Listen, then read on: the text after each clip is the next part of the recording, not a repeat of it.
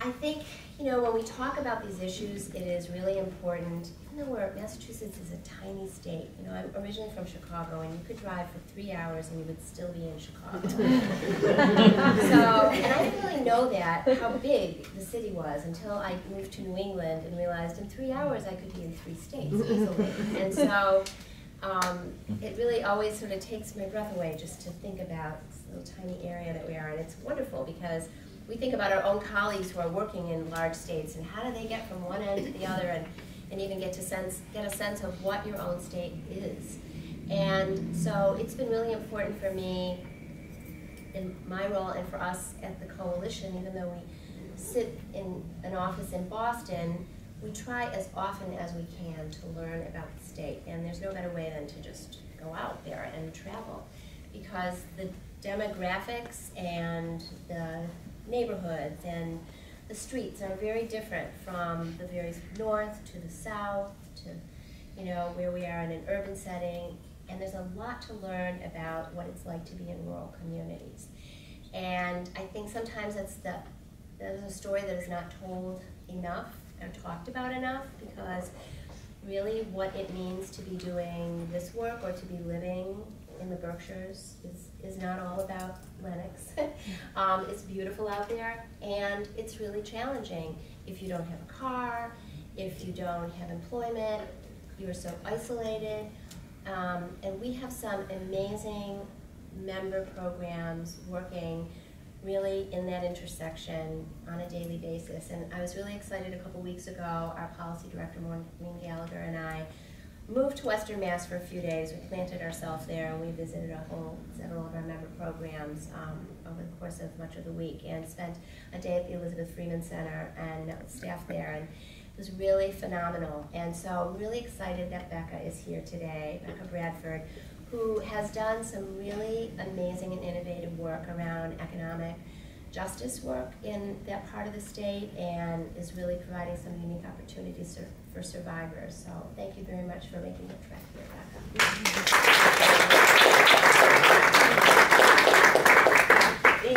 Thank you. Yes, so my name is Becca Bradford. I'm the Director of Operations at Elizabeth Freeman Center, which is the Domestic and Sexual Violence Response Center for all of Berkshire County, which is that county way out in the western part of the state. And as Deborah mentioned, we are looking at the intersection of a lot of things that everyone is looking at, but we have this added rural piece, which means that we have to spread ourselves really thinly because transportation is a huge issue. It means that kind of the insular community problem that we all face, it's difficult to come forward if people are going to know who you are, who you're accusing. That is even a bigger issue for us. So I thought I would just offer you 3 quick stories today. It's sandwiched good news with the bad news in the middle, so it will end on a happy note. The first is just to give you a sense of what it's like to be in a rural community. We're in the middle of kale season. I don't know if anyone else has this problem, but what that means for us is that if you leave your car unlocked, you will come back to find kale in it because everyone is trying to unload their own. So if you do make the trip out here, I can promise you some leafy greens. All right, so now for some of the worst news. I think, rural communities, the rate of restraining orders out in Berkshire County is 30% higher than the state average, right? High school students are reporting domestic violence at about 4 percentage points higher than the rest of the state. So we are seeing things, we're seeing more of some things that are a problem throughout the state, and then we are kind of stretched thin and trying to get resources to people. And I would say in terms of safety, there are big barriers and there are little barriers. And the big barriers, it's been so encouraging to hear everyone here talk about systemic problems, right? Because the lack of housing is a huge problem. The lack of economic security is a huge problem for people who are thinking about leaving.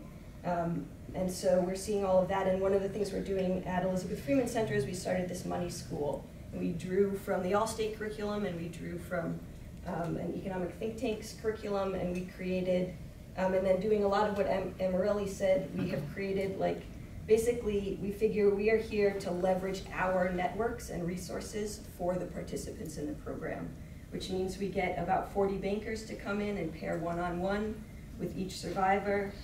We get educational resources to come in and do the same thing to really create those networks. We did our pilot year last year, and then we're excited to keep it going this year.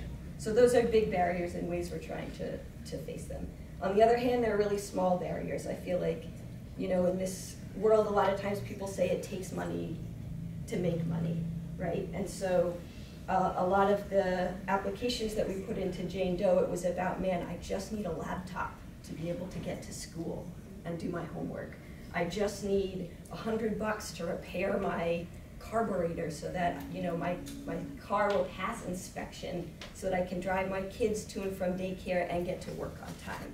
You know, or, you know, I just need, and here's my third story, there's a woman who has been working with us now for 1.5 years, and she is at the point where she has a no abuse order with her partner, but she's still living with her partner, and I'm gonna call her Diana, although that's a pseudonym.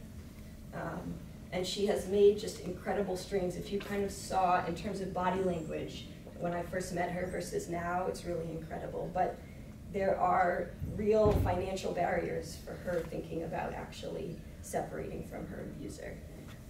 And so she applied for a Jane Doe grant, an all-state grant through Jane Doe, and received it and is starting a gardening business. More kale. But she's a fabulous gardener, and how amazing, you know, and I feel like she said something like, she said 2 things. One is the fact that someone cared enough to help me through this process meant a lot, the fact that I learned I could go knock on doors. And then the other thing she said was how much it meant to her for companies like Allstate and organizations like Jane Doe to say, you have promise. Here's a little bit of money, let's see how you can grow it. So we are really excited. I think someone says, I think from NNEDV, like, no one is out there thinking, man, why isn't Allstate giving more money to domestic violence organizations? Like, that's not a need that you needed to fill, but you filled it anyway, and I think that says a lot about you as an organization. It makes me feel very warmly towards the whole Allstate corporation and everybody in it. And then it's just really heartening to see representatives from the Lieutenant Governor and to see representatives from the Treasurer's Department. It just means that in terms of those bigger barriers, that systemic stuff, we feel like we have a lot of minds on it, and I'm really excited about where we're going to go. So thank you.